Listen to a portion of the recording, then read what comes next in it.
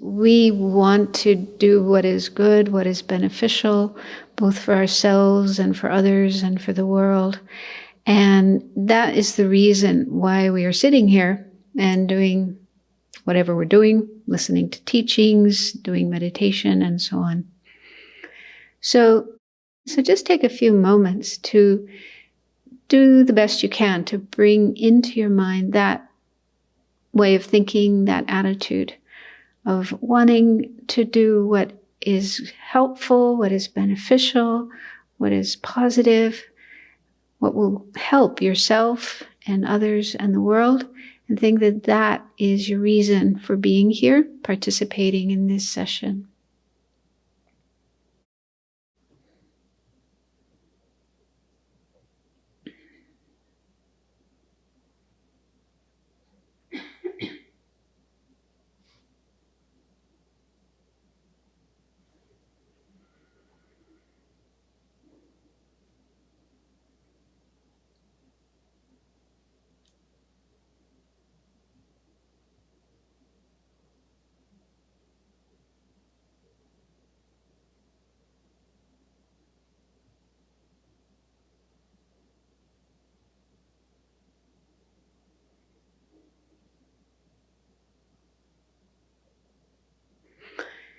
So let's spend the first few minutes of this meditation time sitting quietly.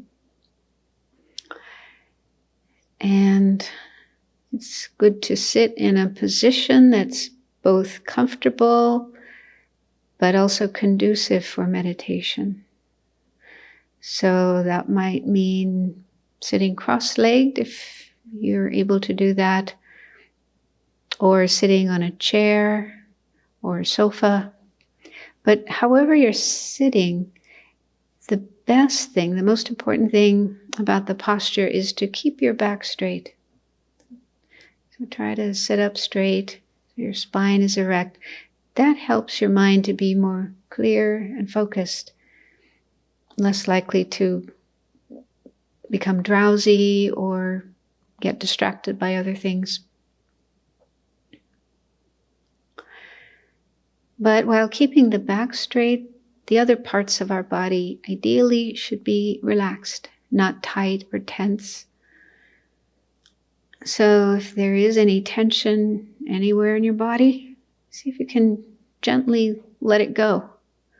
Just say to that part of your body, relax, let go of the tension, and imagine it melting and then flowing away and maybe sinking into the earth below, or just evaporating in space. Just try to let go of as much tension as possible in all the parts of your body.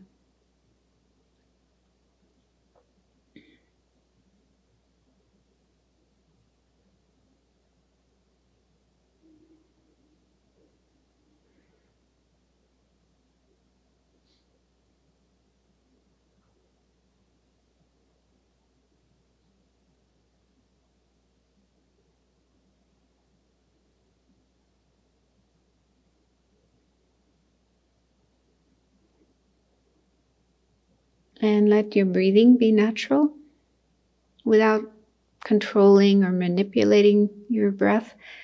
Just allow your body to breathe as it normally does. Sometimes the breath might be longer, sometimes shorter. That's okay. Your body knows how much air it needs to take in.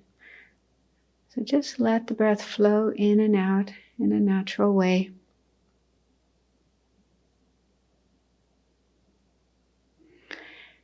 And the breath can be used as an object to focus our attention on in order to be in the present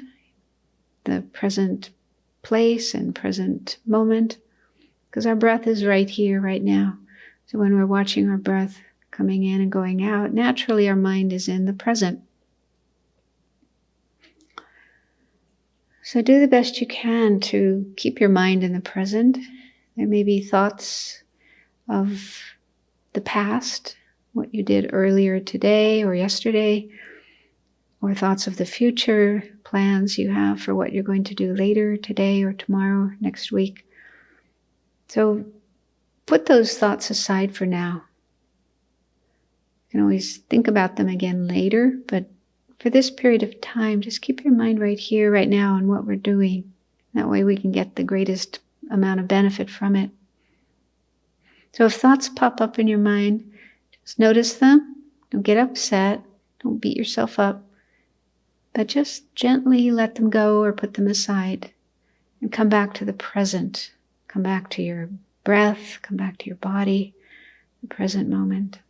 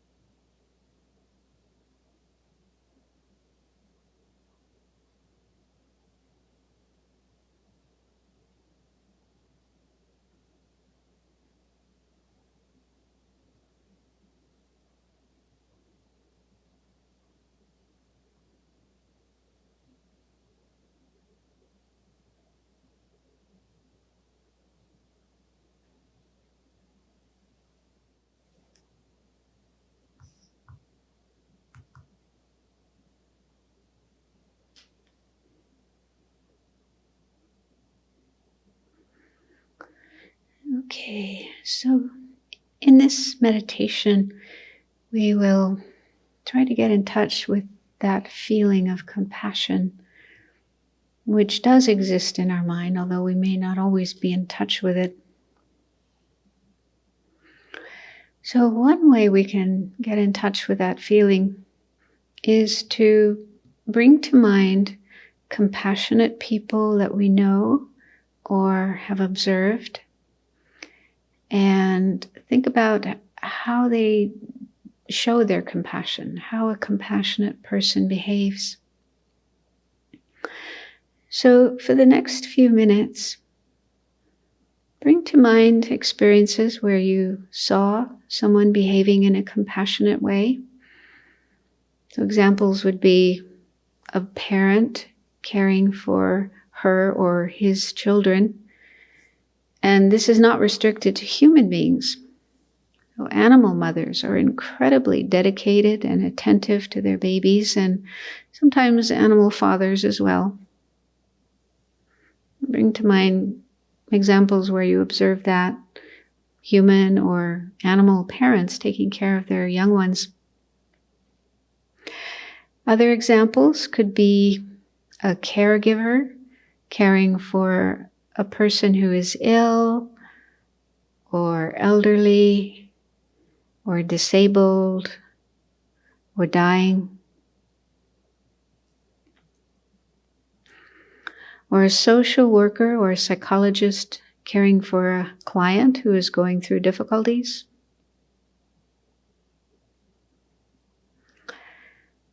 A person reaching out to help a neighbor or a homeless person in the street. So these are just some examples of compassion in action. So for the next few minutes, bring to mind as many of these examples as you can think of, but don't rush from one to another. Instead, spend at least 30 seconds focusing on each one and observe your own mind, your heart. How does witnessing compassion in another person or being affect you? What does it do to your own mind or heart?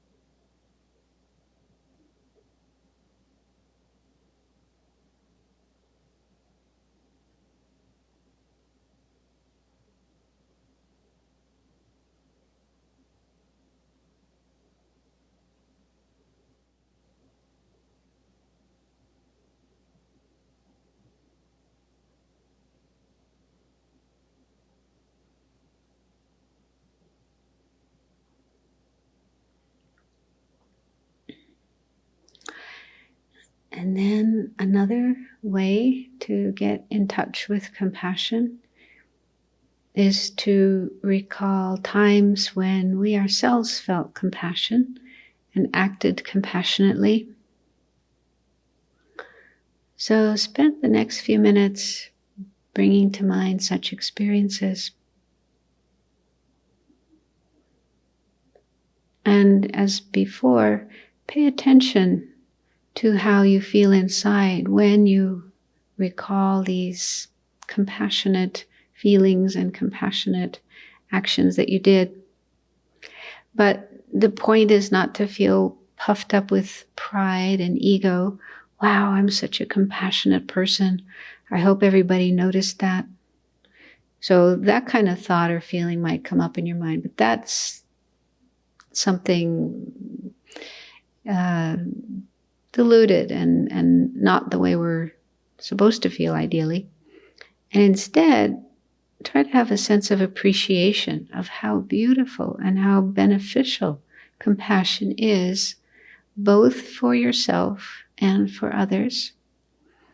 And have the aspiration to feel this way more and act this way more, to be more and more compassionate.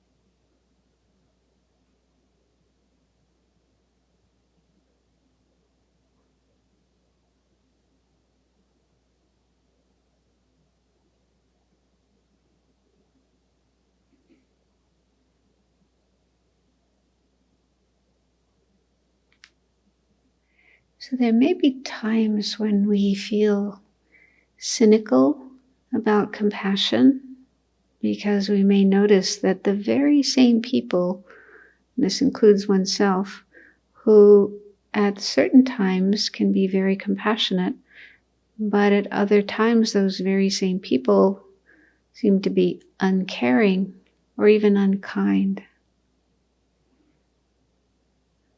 And we may then wonder if compassion really exists, or if it's an illusion, if it's ever pure, or is always mixed with ego and selfishness, attachment. So according to Buddhism, every person, every being that has a mind does have compassion as a natural quality of the mind. But we also have other qualities that can interfere with our compassion, like self-centeredness, anger, attachment, and so on. However, those qualities, those interfering qualities, are not permanent, and they can be decreased and eventually removed completely from the mind. And when that happens, then pure, genuine compassion will shine forth continuously for all beings without exception. And this is something that the Buddha achieved. And in fact, many Buddhas, many beings have attained Buddhahood and have this pure, unconditional, universal compassion shining forth from their minds continuously, every minute, every second, for every being. And there are also many beings who we call bodhisattvas who have generated very powerful compassion and are working on themselves, working to transform their minds and bring their minds to that same state that the Buddha attained, state of awakening or enlightenment. So another way that we can get in touch with compassion is to bring to mind these beings, Buddhas and Bodhisattvas, and imagine that they are there. In fact, they're around us all the time. There's always Buddhas and Bodhisattvas around us. We can't see them with our eyes, but they are there, and they are looking at us constantly with eyes of compassion, with compassion in their hearts, ready to help us to increase our own compassion. So for the last few minutes of this session, let's do a practice related to that. You can think of the Buddha, Shakyamuni Buddha, and imagine him there in the space in front of you, made of light, pure and radiant, peaceful, blissful.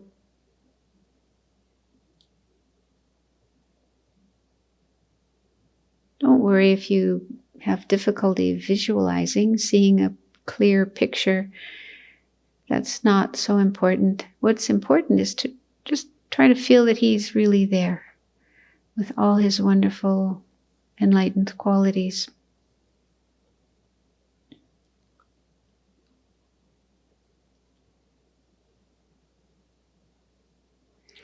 And if you can, and if you wish, you can imagine other Buddhas, other enlightened beings around him, above you, around you, as well as the Bodhisattvas who are working for enlightenment and totally compassionate and dedicated to helping you and every other living being to reach enlightenment as well, to fulfill your potential for enlightenment.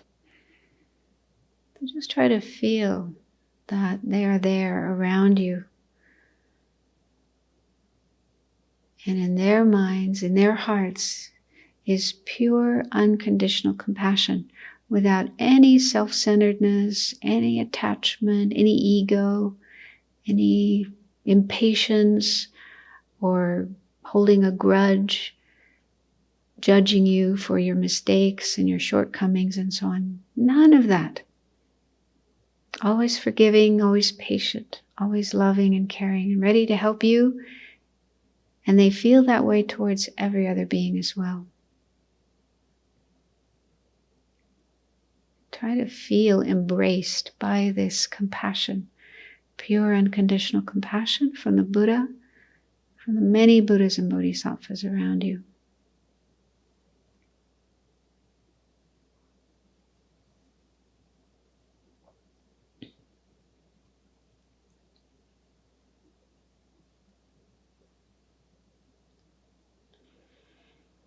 And it can also be helpful to recite the mantra of compassion, Om Mani Padme Hum. So this mantra is in Sanskrit. It's an expression of enlightened compassion. Enlightened compassion taking the form of these sounds, these syllables. And by reciting them, that's another way of getting in touch with compassion and increasing compassion in our own minds and hearts.